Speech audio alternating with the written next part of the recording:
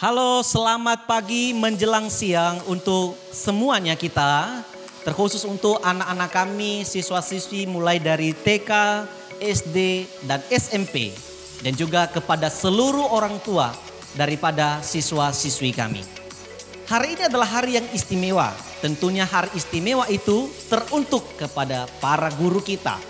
Hari ini Hari Persatuan Guru Republik Indonesia.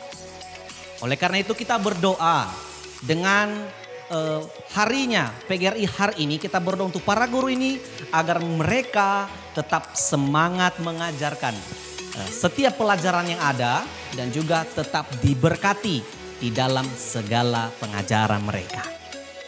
Ya, anak-anak semuanya, hari ini kita akan berbincang-bincang dengan guru-guru kita. Tentunya gak guru semuanya. Ada beberapa saja guru yang hari ini kita akan berbincang-bincang bagaimana pengalaman mereka mengajari kamu. Oleh karena itu, penasaran orangnya yang mana? Ya, inilah mereka. Welcome. Tada.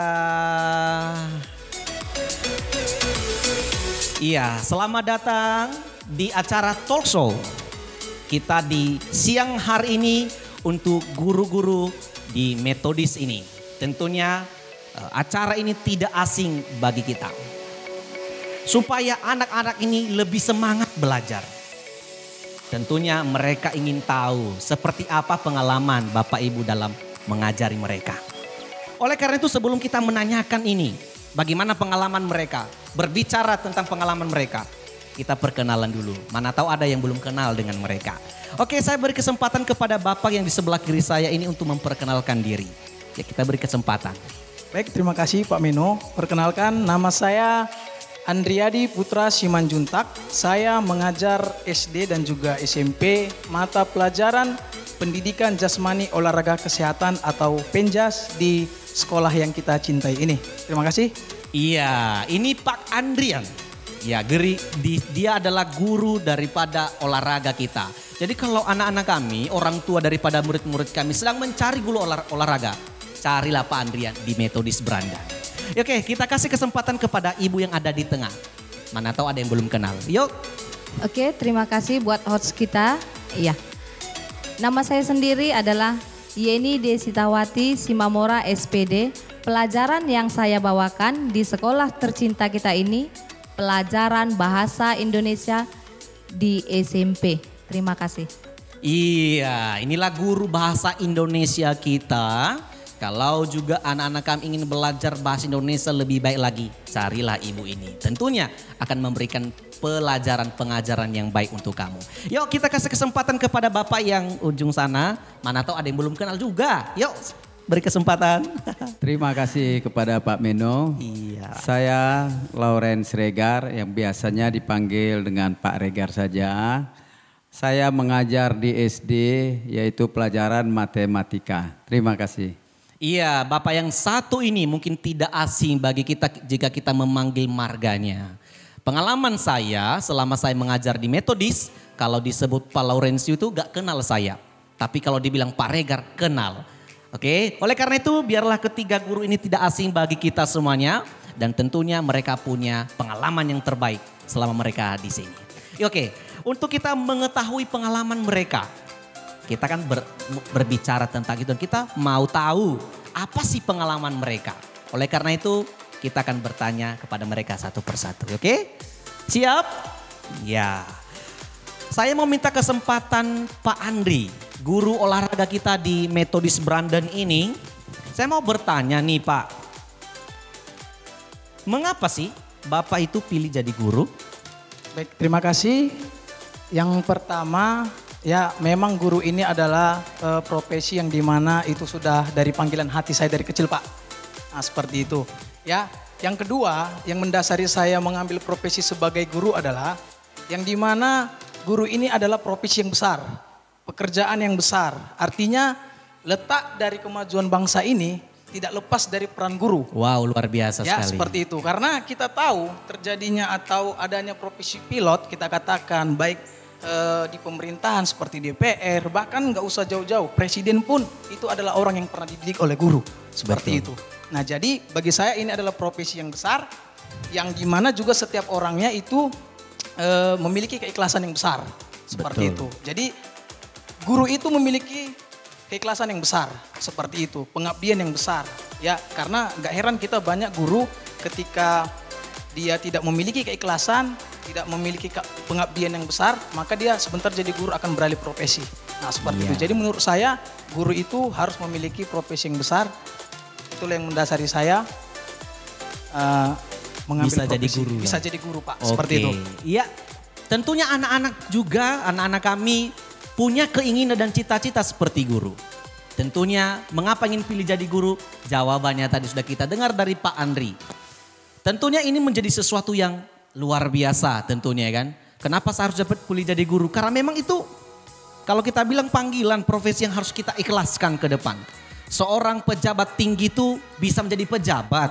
Seorang yang sudah S3 ya kan atau SSS yang lain bisa dapat sarjananya karena apa? Karena si guru tadi. Oleh karena itu Pak Andri ini punya pengalaman kenapa dia menjadi guru. Karena itu tadi. Berharap anak-anak kami boleh meniru dan meneladani dia itu. Oke? Iya. Terima kasih untuk Pak Andri yang sudah memberikan jawaban atas pertanyaan kami. Dan kiranya anak-anak, orang tua juga boleh puas dengan jawaban yang ada. Oke, kami meminta kesediaan Ibu Yeni, guru bahasa Indonesia kita di SMP. Saya mau bertanya ini Bu. Apakah peran guru itu penting dalam hidup ini? Oke, terima kasih. Baiklah, saya akan menjawab pertanyaan dari host kita. Ya, peran guru itu sangat penting. Mengapa? Ya, karena bukan hanya di sekolah saja ya guru diperlukan. Tetapi juga di rumah, orang tua juga bisa sebagai guru. Hanya saja itu tidak menjadi guru formal, ya, tapi informal. Nah, kalau kita tidak mengajari, tidak mendidik anak kita dari rumah, mungkin mereka kita katakan tidak mengerti bahasa pemula, misalnya mengucapkan papa, mama. Nah, dari kita mengajari anak kita, Betul. ya dari bayi, kita ajari papa, mama, dedek, makan atau sebagainya. Di situ kita sudah menjadi guru. Betul. Jadi tidak hanya guru di bidang formal, tetapi kita juga sebagai orang tua disebut juga sebagai guru informal, terlebih di dalam rumah kita sendiri dan menjadi guru buat anak-anak kita karena guru juga ataupun pendidikan yang terutama didapatkan oleh anak-anak kita tidak saja dari sekolah. Betul. Tetapi terlebih dulu mereka mendapatkan didikan dari keluarga sendiri. Iya. Jadi peran guru itu sangat penting, hanya saja bedanya formal dengan informal. Oke, terima kasih. Iya, jadi penting peran guru itu dalam kehidupan kita. Terkhusus juga untuk anak-anak yang dididik di sekolah, tidak hanya SD, SMP, SMK, bahkan perguruan tinggi. Tidak hanya itu, semua orang membutuhkan yang namanya guru. Karena guru apa? Guru pasti mengajarkan yang baik, membentuk karakter. Maka penting sekali peran guru itu dalam kehidupan kita. Terima kasih untuk Ibu Yeni yang sudah memberikan jawaban yang puas untuk kami dan juga para anak-anak. Untuk Pak Regar, saya meminta kesediaannya untuk menjawab pertanyaan kami juga di sini. Apa sih kesulitan Bapak menjadi guru selama mengajar? Kalau kita berbicara tentang kesulitan, banyak kesulitan yang bisa kita sebutkan. Di antaranya apalagi sekarang kita melihat kemajuan teknologi di mana kebebasan itu sudah mencakup dari kota besar sampai ke pedesaan sudah masuk. Yang disebut juga dengan era globalisasi tadi. Iya Pak. Di mana anak-anak kita juga udah terlibat baik langsung maupun tidak langsung dengan dunia elektronik yang kita sebut dengan internet. Betul. Jadi oleh karena itu anak-anak sudah banyak yang kurang meminati pelajaran. Mereka cenderung lebih menyenangi dengan permainan-permainan yang mereka temui di internet. Sehingga pelajaran cenderung tertinggal. Ya, berarti tantangan lah ini Pak ya. Ya. Tantangan. Jadi di sini yang kita harapkan peran serta orang tua sangat menentukan di rumah. Jadi seperti yang Ibu Yeni katakan tadi dari segi informalnya tadi. Betul. Di rumah orang tua juga sebagai guru. Di Ya. sini juga kita menghimbau agar orang tua juga bisa bertindak baik.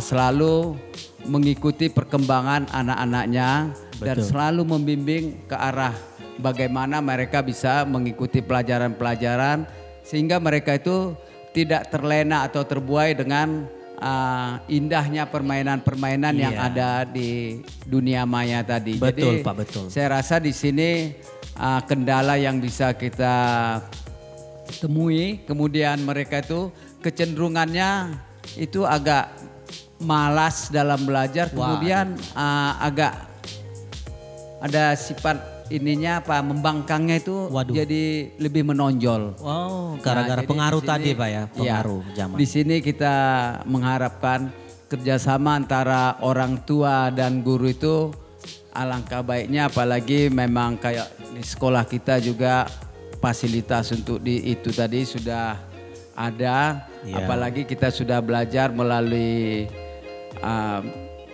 pembelajaran Online ya. yang udah kita lakukan sehingga bisa, kalau nggak bisa pun langsung tatap muka, Betul. melalui WA juga orang tua bisa menyampaikan keluhan-keluhan dan saya rasa guru-guru juga itu sangat merespon bagaimana si anak tadi bisa mengatasi masalah yang dia hadapi. Iya, Dan iya. demikian juga orang tua sehingga Betul. kita bisa kerjasama tadi menimbulkan sikap positifnya. Iya, iya. Demikian yang bisa kita sampaikan. Oke, jadi kesulitan terbesar itu sebenarnya si anak gitu. Tentunya ada banyak kesulitan dan tantangan zaman ya. Dengan pengaruh IT yang Bapak Regar tadi sampaikan kepada kita itu sebenarnya tantangan moral dan juga tantangan pendidikan bagi setiap anak-anak zaman sekarang. Jadi solusinya tadi yang disampaikan oleh Pak Regar adalah kiranya anak dan juga orang tua memiliki hubungan yang baik, ada kerjasama yang baik tentunya ya kan Pak.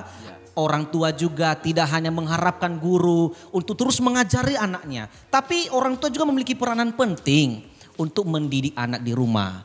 Oleh karena itu kesulitan itu memang setiap orang ada, setiap komunitas ada, setiap pekerjaan ada.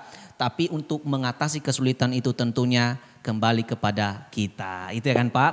Jadi berharap setiap kesulitan ini kita babat lah itunya. Kita berharap bahwa dalam kesulitan ini kita mampu melewatinya. Betul kan Pak? Ya. Ya itu yang bisa disampaikan oleh Pak Regar kepada kita dalam pengalaman mengajar di sekolah kita ini.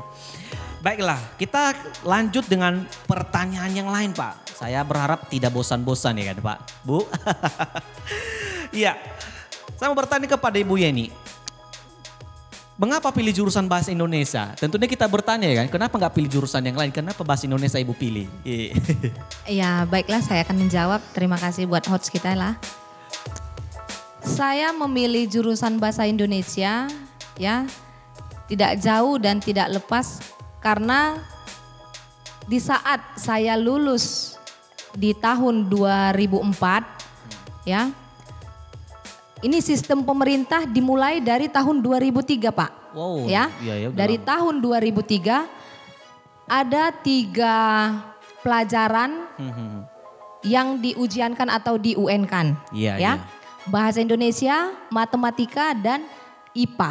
Oh. Ya. Nah, jadi dari situ dari tahun 2003 pemerintah menyatakan kalau nilai tidak mencapai sampai 4,00 ya siswa dinyatakan tidak lulus. Dan sistem ini berlanjut selama 3 tahun, 2003, 2004 dan 2005. Nah, jadi di tahun 2004 saya lulus dari SMA. Teman-teman saya itu ada yang tidak lulus di jurusan bahasa Indonesia.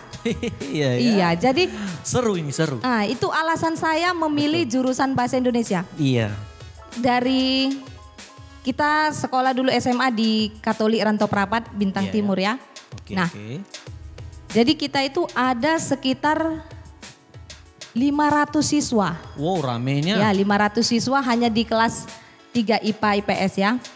Iya, Nah, ya. jadi kita itu yang tidak lulus ada sekitar 20 orang, kebanyakan di bahasa Indonesia yang tidak lulus. Wih. Iya, jadi alasan Kasihan saya sekali itu dia ya. mengambil jurusan bahasa Indonesia. Iya. Mengapa kita bangsa Indonesia tetapi bahasa kita sendiri tidak kita kuasai? Betul. Iya. Iya, bisa juga ya. Jadi itulah alasan saya. Wah, ini sepertinya tantangan ini buat saya, Pak ya. Iya, iya. Karena giliran kita lulus, yang tidak lulus itu bahasa kita sendiri. Kacau udah Indonesia, Aduh, Pak. Kacau Nah, ya. Jadi saya mengambil jurusan bahasa Indonesia karena saya memang ingin mempelajari atau ingin menyelidiki bagaimana sebenarnya sistem bahasa yang kita pegang ini. Karena Wow. kita bangsa Indonesia, sudah jelas bahasa Indonesia itu menjadi bahasa persatuan. Tapi banyak masyarakat kita sendiri yang tidak mengerti atau tidak paham membedakan mana bahasa baku, mana yang Betul. bahasa tidak baku. Jadi Iya. itulah alasan saya memilih bahasa Indonesia. Oke, terima kasih. Iya, jadi bahasa Indonesia dipilih Ibu ini karena ingin mau tahu sistem mana yang perlu dipelajari. Dan inilah yang perlu anak-anak kami dan juga orang tua ya. Untuk menyelidiki sesuatu harus tekun mengetahuinya. Dengan cara ya ambil jurusan seperti itu. Itulah yang dari bahasa Indonesia kita ketahui. Oke, untuk Pak Andrian, mengapa Bapak pilih olahraga? Apa sih yang membuat Bapak terinspirasi dengan olahraga? Baik, terima kasih. Saya akan menjawab. Ini saya mengambil jurusan olahraga didasari ada 2 faktor, Pak. Faktor. Nah, ya. yang pertama itu memang saya fashionnya itu di olahraga. Oh. Bakat saya memang di olahraga. Nampak juga olahraganya. Ya, Iya, nah coba itu kita yang lihat. pertama. Nah, yang kedua, dulu itu saya bercita-cita ingin jadi atlet. Wow. Atlet yang namanya atlet sepak bola. Wush. Nah, tapi ya kan dulu saya masih SMP. Iya memang masih SMP dulu. Pak. SMA. Saya tidak tahu bakat itu dilarikan kemana seperti itu. Iyalah. Nah, jadi setelah saya kuliah, ya sampai saya kuliah, saya mau mengambil cita-cita itu atau memperjuangkan, ibarat katanya udah expired, Pak. Udah kadaluarsa kalau di Iyalah. makanan. Jadi Betul. usia kita sudah tidak memungkinkan. Iyalah. Nah, padahal cita-cita ingin menjadi atlet tadinya. Nah, Iya. setelah itu itulah alasan saya kenapa saya mengambil itu tadi. Nah, karena udah SMA udah ketahuan, udah usia 18 tahun kan. Udah ada bakat lah ya. Iya, karena kalau kita mau jadi atlet itu kalau bisa dari SMP atau Iyalah. U15, U13 kita sudah berkecimpung di situ, Pak. Betul. Nah, jadi disitulah saya melihat, oh saya harus ngambil olahraga nih. Supaya nanti anak-anak ya yang mempunyai bakat dari desa Iya. itu bisa kita arahkan. Nah, seperti itu. Jadi itulah alasan saya yang mendasari kenapa ngambil olahraga. Saya ingin menciptakan nantinya dari Kabupaten Langkat atau dari daerah kita terciptanya Iya, iya. atlet-atlet nasional. Seperti Wis itu. mantap. Iya, Pak, seperti itu. Ya terima kasih untuk juangnya ya, semangat juang daripada Pak Andrian ini di dalam dunia olahraga. Itulah yang membuat Bapak ini bisa mengambil olahraga karena memang udah ada bakat dari dulu ya Saya kan? tambahin sedikit lagi, Pak. Boleh ya? Oke, boleh. Nah, silakan. jadi begini, Pak. Wow, mantap Banyak kali orang ini, salah Bapak ini. persepsi ketika dia belajar penjas itu cukup untuk memupuk bakat dia. Iya, iya, Seperti itu maksud saya. Jadi pendidikan jasmani dan Iya. pendidikan olahraga itu berbeda, Pak. Oh, Banyak beda orang yang juga tidak ya? tahu. Iya. Oh. Dari filsafat itu berbeda. Karena Oke. kalau pendidikan jasmani itu saya sampaikan kepada murid-murid, kalau pendidikan jasmani bagaimana kita berproses diajar mengajar. Iya. Artinya yang tidak mampu, yang mampu melakukan kita katakanlah passing. Itu wajib kita pantau, wajib gak boleh Iya, kita iya, tinggalkan. iya. Wah, Tetapi kalau di pendidikan olahraga dia larinya ke prestasi, Pak.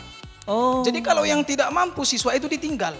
Jadi Itulah kita melihat bakat. Jadi kalau ada 20, contoh kita ambil 10 yang mau kita latih, Iya. 20-nya harus kita buang. Itu pendidikan olahraga, larinya ke prestasi. Kalau pendidikan jasmani ke proses. Nah, Iya. seperti itu. Mantap kali. Saya selalu dengan pengetahuan yang dimiliki oleh Bapak ini. Pengalamannya banyak.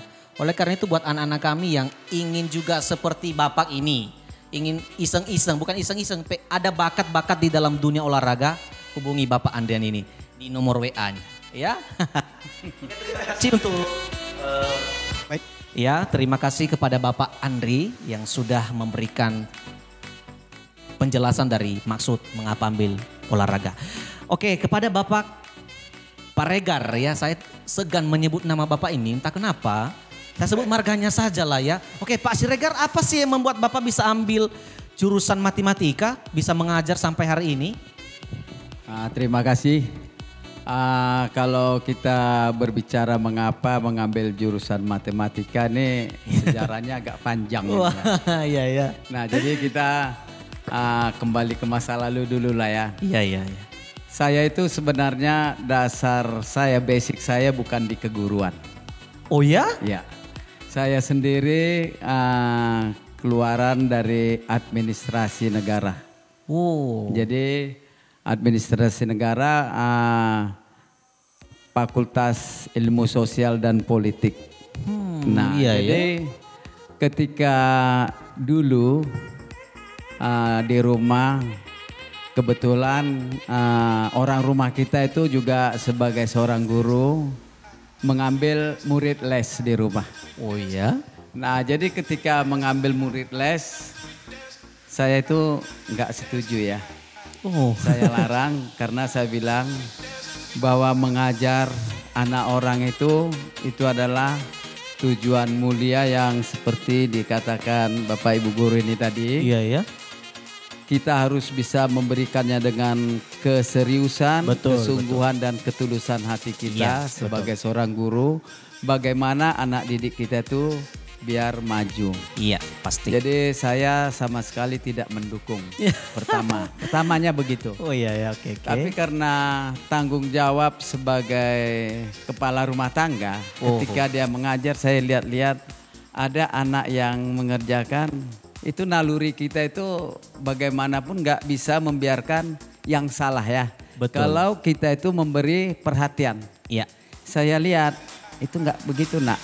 Begini saya ajar, lama-kelamaan saya juga tanpa sadar mengajari si anak. Iya ya. Terlibat menjadi guru ya. Nah menjadi guru jadi agak lucu ya. Iya ya. Jadi lama-kelamaan saya itu ngajar-ngajar. Menekuninya lah ya. Ya. Sambil menekuni. Ini entah faktor kebetulan atau memang gimana saya juga kurang tahu. Tuhanlah yang tahu. Ternyata banyak anak yang bagus. Oh. Kemudian saya dipanggil lah mengajar di sini. Jadi saya bisa menjadi guru matematika. Saya sendiri itu terinspirasi dari guru saya juga ya, guru matematika. Iya ya. Bagaimana ketika dia mengajar, itu saya selalu serap, loh enak saya rasa ketika dia ngajar. Iya. Karena saya ketika dia mengajar saya itu bisa mengikutinya. Tentu orang lain juga bisa punya pemikiran seperti yang dilakukannya. Betul. Saya terapkan. Ternyata ya mudah-mudahan banyak anak-anak didik kita yang bisa mengikutinya dan bisa berhasil ya. Tapi itulah tadi ya, itu pada awalnya tadi. Betul. Tapi belakangan setelah terjadi reformasi, terjadi HAM, kemudian juga dengan kemajuan IT tadi, anak-anak sekarang tuh kecenderungannya sudah agak sulit diarahkan. Iya ya. Kecenderungan mereka tuh kebebasan itu kayaknya harus sudah Berubah lah, sudah berubah. Ya, istilahnya. jadi berubah sehingga kita sudah lebih sulit untuk mengendalikannya. Oke, Pak. Jadi begitulah pengalaman saya, bagaimana saya bisa menjadi guru mengajar matematika di sekolah ini. Betul. Bisa saya katakan Bapak ini mengambil matematika karena kebetulan. Sebenarnya enggak juga ya. Aduh, oh iya ya. Enggak kebetulan ya. Iya kan? Nah karena saya juga, karena kalau dari jurusan itu sangat bertolak belakang. Iya, jauh kali saya pikir Tapi- jurusan dengan basic sekarang ini. Karena saya sendiri hanya terinspirasi ke sana. Terinspirasi ya. Jadi terinspirasi ke matematika dan saya juga menyenangi matematika. Dari sanalah saya melihat bahwa belajar itu sebenarnya enggak sulit ya. Iya, betul Pak. Kita harus bisa memberikan perhatian. Kalau kita memberikan perhatian kita hanya 60% saja. Iya. Kita itu akan bisa mengikuti pelajaran itu dengan baik. Iya. Sudah cukup 60%. Tapi dengan keseriusan dan ketulusan hati kita. Iya, betul. Jadi saya termotivasi juga dan terinspirasi dengan cara pengalaman Bapak ini. Akhirnya jadi guru matematika dalam arti begini ya. Ketika kita misalnya ibu ini jurusan bahasa Indonesia, bapak ini jurusan olahraga, bapak itu pun tadi jurusan sosial ya Pak. Ya, tidak mesti harus itu yang ditekuni. Kita harus menekuni banyak jurusan sebenarnya dalam dunia ini. Ya tidak hanya kita menekuni ya satu jurusan itu aja. Saat pas kita sarjana pendidikan bahasa Indonesia ya itu aja kita tekuni, enggak semua. Apalagi bapak ini yang tadi ya yang bukan ke sana ke matematika awalnya, tapi bisa kita katakan itu sebenarnya karunia. Kita simpulkan itu karunia dari Tuhan. Bapak ini dipakai Tuhan untuk memberikan kebenaran gitu. Memberikan memberitahukan kebenaran. Apalagi di dalam dunia perkalian, penambah dan segala macam. Oke, terima kasih untuk Bapak yang memberikan jawaban atas pertanyaan kami ini. Saya mau bertanya kepada Bapak Ibu yang Ibu Yeni dan juga Bapak Regar. Karena mereka sudah berkeluarga, jadi sepertinya cocok pertanyaan untuk mereka. Saya mau bertanya Pak. Beda nggak kalau kita mengajar anak di rumah dengan murid-murid? Beda. Saya mau kesempatan sama Pak Regar lah dulu ya. Nah dalam ini pendidikannya ya. Iya. Nah kalau kita mengajar atau mendidik di rumah dengan di sekolah itu jelas ada perbedaannya ya. Iya. Iya. Yang pertama kita itu kalau di sekolah kita itu terikat dengan norma, aturan yang berlaku ya. Kemudian karena kita itu berhadapan dengan orang lain.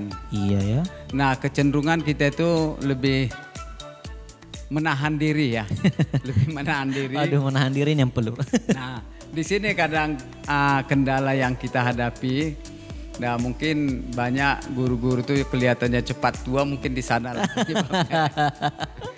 Aduh. Karena semuanya itu tertahan di dalam. Betul. Dia mau marah, ya menahan boleh. Pula, iya. Ya gimana etisnya kita mengajar itu ya sifatnya kita harus ke anak harus mendidik ya. Iya. Nah nggak boleh marah.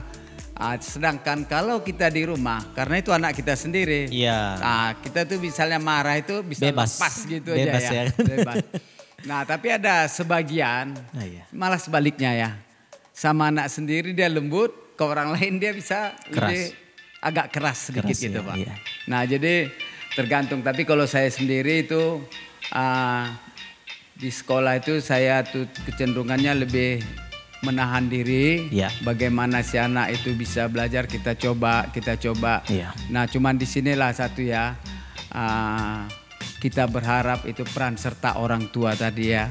Bagaimana mereka itu mengajak anaknya di sekolah itu biar lebih berani Pak. Iya itu harapan kita. Nah jadi beraninya begini. Dari rumah mereka tuh sudah diajarkan apabila tidak memahami pelajaran selalu bertanya. Iya. Karena buat saya anak yang selalu bertanya adalah anak pintar. Iya pasti. Nah jadi yang nggak bertanya itu ada dua. Berarti tolak ukurnya bertanya ya. Kalau mau pintar bertanya terus. Anak pintar bertanya. Jadi Pasti. kalau nggak bertanya ada dua kemungkinan. Satu memang betul-betul pintar. Yang kedua betul-betul nggak tahu.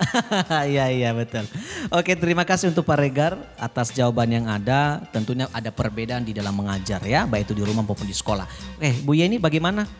Oke, menurut pendapat saya apa perbedaan? Iya mengajar di rumah. Mengajari anak di di rumah dan anak di sekolah.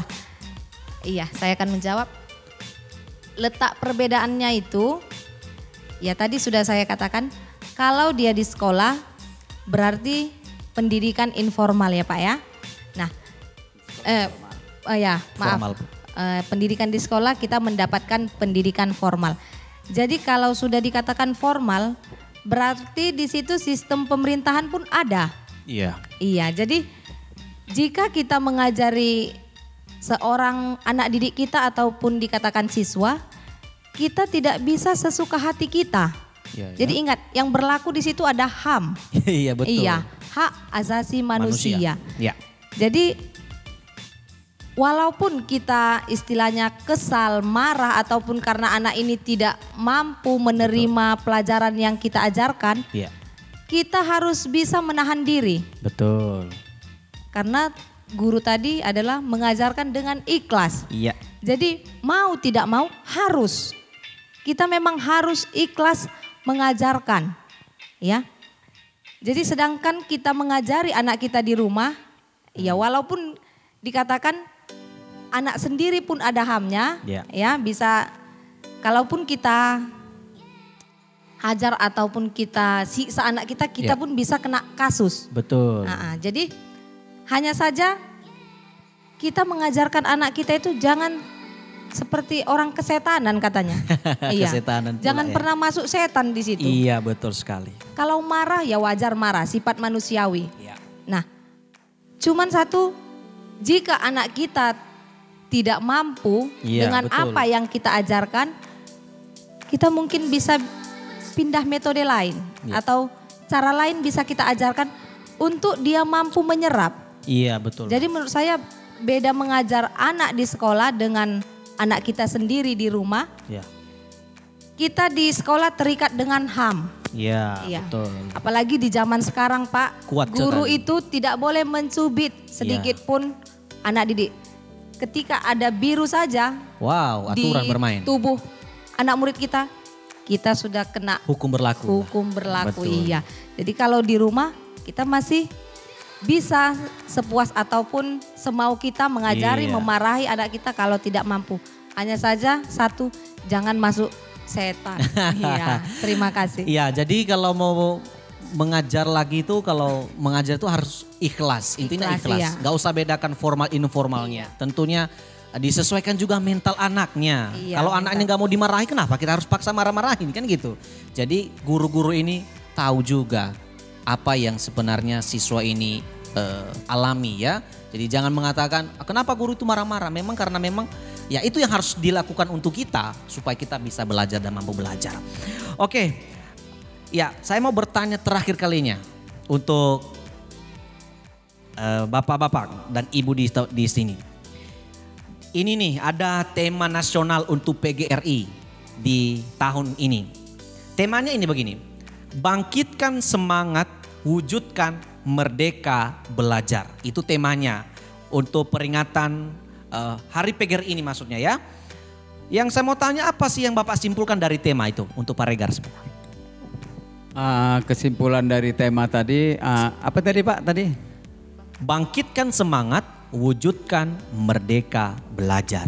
Ya, bangkitkan semangat, wujudkan merdeka belajar. Jadi di sini maksudnya agar anak-anak Indonesia itu bangkitlah, bangunlah dari tidurmu, raih cita-citamu, di mana pada saat ini pembelajaran kita itu sudah begitu bebas ya. Iya. Nah begini, kalau di zaman saya dulu kita mau sekolah itu ya, buku aja sulit dicari Pak. Betul. Nah, Sama zaman kita Pak. nah jadi Beda tahun aja Pak. kalau sekarang kapan kita perlu? Tengah malam, di tempat tidur, di Oh, mana saja. Pasti. Bahkan mungkin ketika orang pergi memancing Bisa belajar sambil belajar. di Google lah. Nah karena apa? Teknologi informasi sekarang, Wow. di mana saja kita buka kita bisa dapat. Betul. Dan apa saja, dunia ada di kotak kecil itu tadi ya. Betul. Jadi nah di sana tadilah yang mungkin dimaksud dengan kemerdekaan belajar tadi. Sebenarnya anak Indonesia itu udah bisa pintar ya. Kalau kita pergi ke masa lalu, ke sejarah pada zaman-zaman penjajahan dulu, orang Indonesia itu nggak bisa sekolah semua Pak, tertentu ya. Betul. Nah terutama yang perempuan pun nggak, di samping di zaman itu juga penjajah tidak memberikan sekolah, adat istiadat juga membatasi wanitanya Iya. tidak bisa sekolah. Iya itulah zaman. Karena seorang wanita itu dilahirkan hanya menjadi seorang Ibu ibu, rumah tangga. melahirkan anak dan mengurus suaminya. Betul. Tapi setelah Kartini, Oh. nah emansipasi manusia itu wanita Indonesia itu dibangkitkan. Betul. Ternyata terbukti sekarang loh Pak. Banyak. Nah jadi wanita Indonesia kita lihat di mana mereka itu mungkin dari pengalaman masa lalu darahnya mungkin ya Ya. bangkit untuk belajar. Sekarang kita bisa lihat di negara kita bahwa wanita itu sudah banyak mendominasi tempat-tempat pekerjaan ya. Ramai sekali. Mereka penuh di negara. Bahkan menjadi kepala negara sudah ada. Oh Pernah. ada. Menteri banyak, jadi gubernur, bupati dan di instansi-instansi. Iya, karena semangat tadi. Banyak yang Merdeka. dipenuhi oleh wanita Indonesia. Jadi di sini kemerdekaan belajar tadi itu udah cukup berkembang ya. lah. Marilah kita gunakan, kita manfaatkan teknologi yang ada, kesempatan yang ada dengan membuka internet, anak-anak kita itu membuka pelajaran, Iya, bukan betul, hanya bermain game. Nah, jadi kebanyakan Oke. anak kita main game loh Pak. Ya? Betul, betul Pak. Nah jadi kemerdekaan yang diharapkan itu yang seperti itu. Marilah kita bangkitkan bersama-sama antara orang tua, guru-guru membangkitkan anak-anak kita. Iya. Bagaimana bangsa kita ini bisa bangkit dari keterpurukan. Sekian dan terima kasih. Ya, terima kasih untuk Pak Regar yang memberikan semangat melalui tema nasional kita di PGR ini. Untuk Pak Andri. Maksudnya di sini adalah kesimpulan yang saya ambil adalah Betul. bangkitkan semangat, wujudkan Merdeka Belajar. Ya. Nah, ini yang dibuat oleh Pak Menteri Nadiem Makarim. Iya, Nah, betul. Dia selalu itu nge-push guru untuk yang namanya Merdeka Belajar. Artinya kesimpulan yang saya ambil adalah guru dan siswa juga, Ya. ayo kita sama-sama bangkitkan semangat belajar. Iya, betul. Nah, seperti itu. Artinya guru juga harus memiliki peran untuk mengajak siswa supaya semangat belajar. Ya. Dan Merdeka Belajar bisa saya ambilkan adalah bahwasanya belajar itu tidak harus semena-mena apa yang telah kita buat, apa yang seperti RPP kita buat seperti itu, besok kejadian yang lain kita tetap berfokus pada situ. Karena kejadian di lapangan seperti yang kata Pak Nadiem, Iya. banyak kejadian-kejadian yang terjadi di kisah nyatanya. Betul. Nah, jadi contoh saya ambil di Penjas, Merdeka Belajar itu seperti apa? Guru bisa bebas mengambil atau mengambil langkah pembelajaran di dalamnya.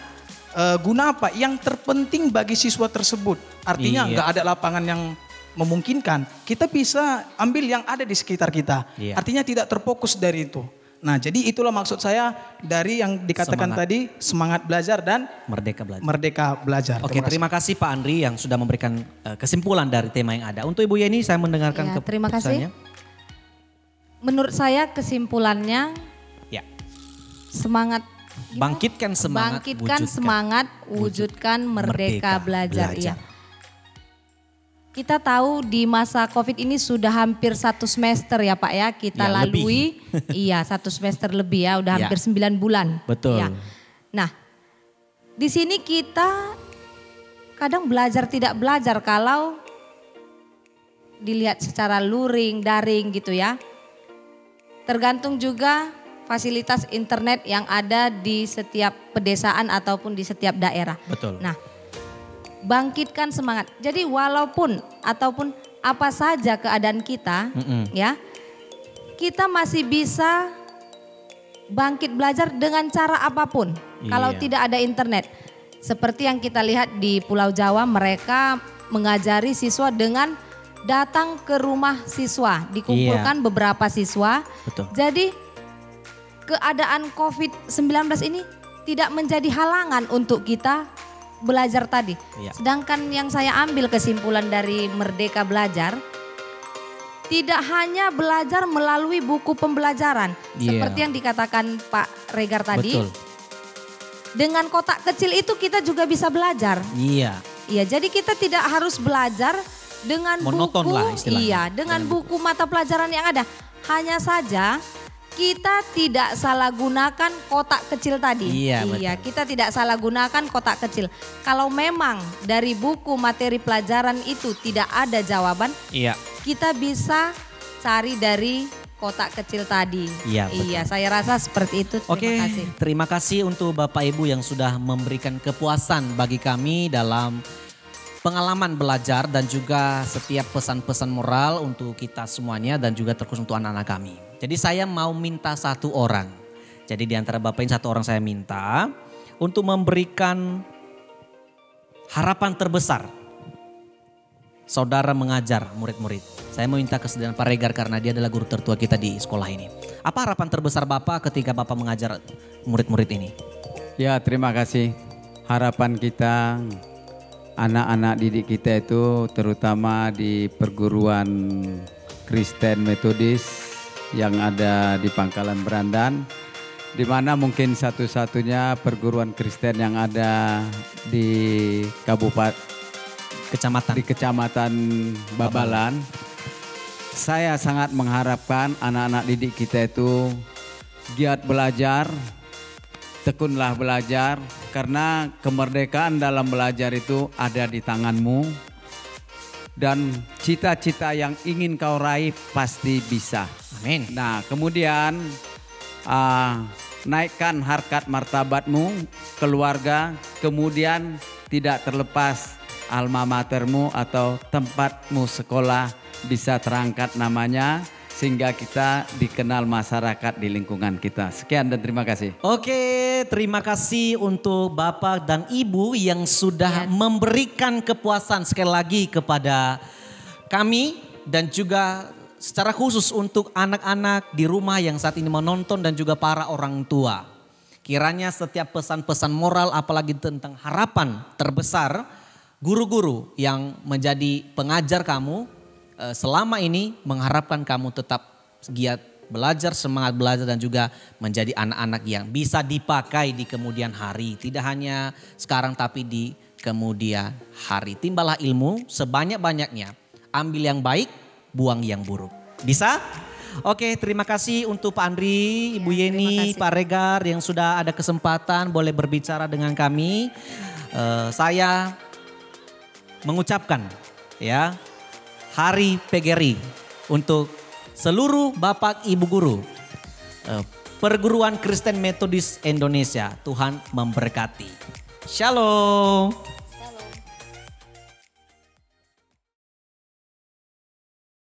Guruku, pahlawanku. Karya Yeni Simamora. Guruku, kau pelita bagiku. Guruku, kau mengajari dan mendidikku hingga aku dapat mengenal angka dan huruf, baca dan tulis. Guruku, kau pahlawan bagiku.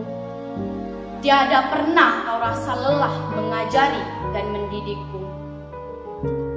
Guruku, suatu anugerah aku mengenalmu. Guruku, tetaplah kau selalu tersenyum. Guruku, kemana aku melangkah, jasamu akan selalu ku kenang. Jasamu tiada tara. Terima kasih guruku.